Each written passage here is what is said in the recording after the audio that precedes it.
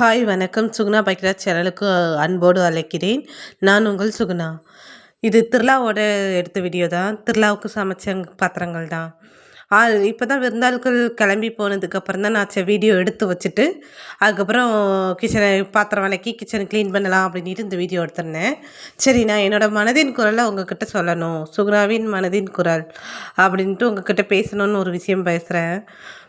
ஒருத்தவங்களுக்கு குழந்தை இல்லை அப்படிங்கிறது அந்த பொண்ணோட தப்பு கிடையாது.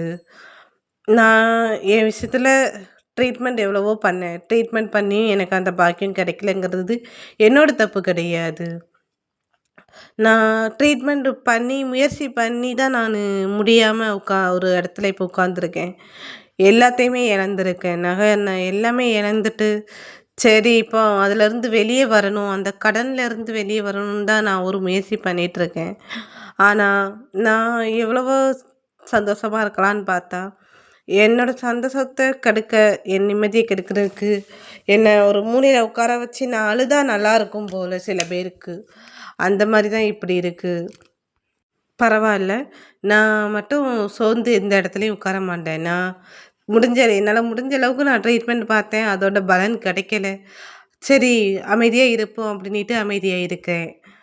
இந்த வீடியோவை பார்க்குற நீங்கள் யாரும் குழந்தை இல்லைன்னு சொல்லி இந்த காயப்படுத்தாதீங்க. அடுத்த வீடியோவில் சந்திக்கிறேன்.